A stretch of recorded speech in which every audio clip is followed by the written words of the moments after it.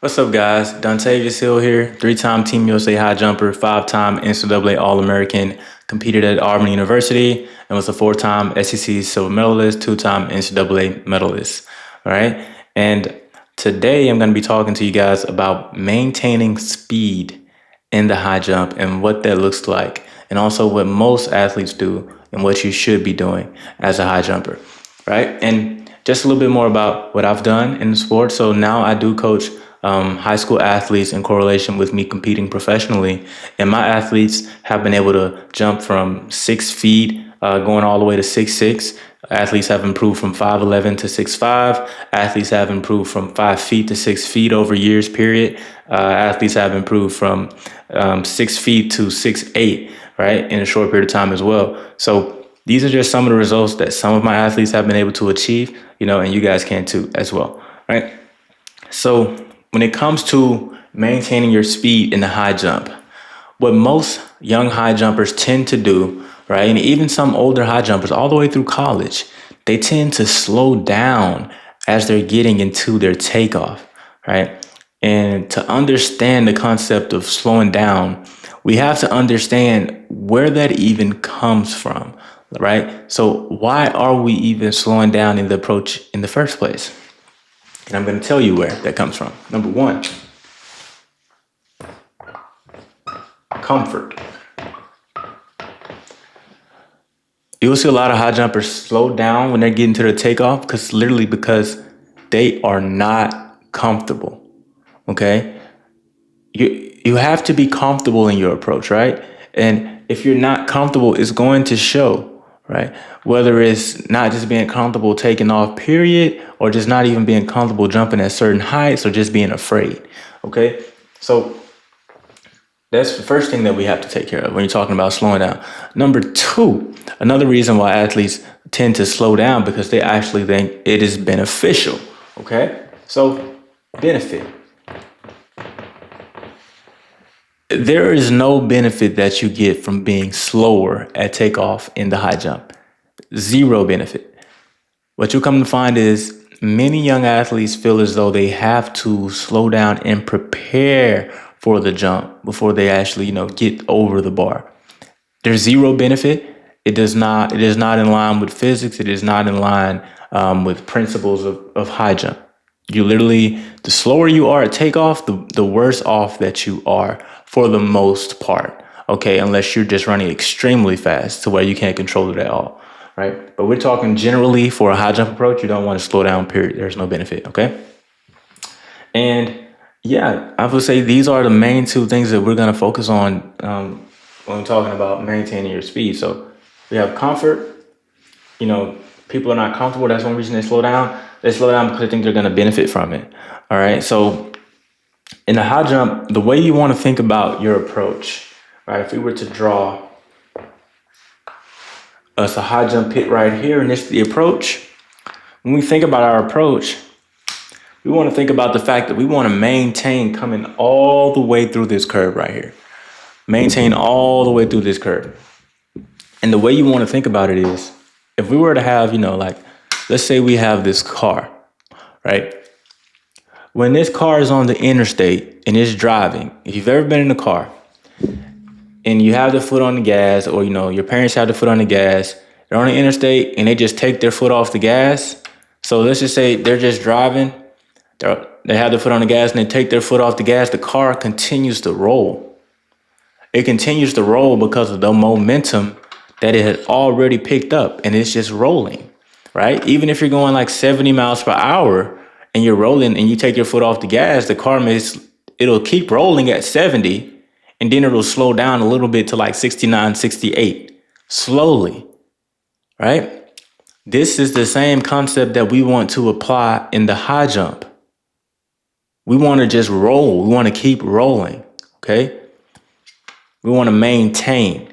But what you see with a lot of jumpers, when they are actually driving or when their car is going, they're getting into that curve and they get ready to take off. They skirt.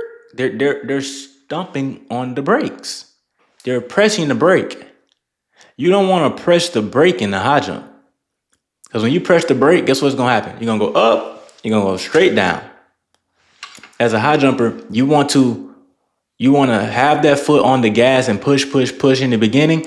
Then as you're getting through the curve, this is where we can start to maintain, okay? We're no longer so much as trying to push, but we can more maintain and try and get a little bit more frequent and get ready to put our foot down quick, boom, boom, boom. But we never want to get to that point where we're actually pressing that brake down and stopping ourselves as a high jumper, right? So, like I said, number one, you're either not comfortable. Number two, I just told you guys there's no benefit, and I just described to you guys what we're really trying to do in the high jump, with the analogy of the car. We want to keep rolling. Keep on rolling, right? We want to keep on rolling. And with that being said, right, when we think about high jump in itself, how do we get comfortable in the high jump? How do we get comfortable and not slow down, right? Well, the only way, right, that you can get comfortable is through practice. You have to practice at specific speeds. You have to practice at being able to take off at that speed. If you do not practice taking off at that speed, you might as well get used to slowing down, because that's all you're going to ever be comfortable doing. But if you want to get better and be more comfortable at maintaining your speed through your approach or in your curve or all these different things, look, you're going to have to practice. Point blank, period. You have to. Number two, you got to understand, like I said, you're getting nothing from slowing down. Nothing. You're going straight up, coming right back down. So we got to change our mind, okay? So change mind. We got to change our mind about what we actually think is going to help us in the high jump. And we got to go ahead and reframe that and say, okay, we know we have to run. We know we have to maintain our speed coming through this curve. We know we have to do this. We know we have to change our mind about that, right? So quick recap right here, guys. Like I said, we got to get comfortable. If we're not comfortable, we have to practice. We got to understand there's no benefit to slowing down. In order to change that, we have to change our mind, right?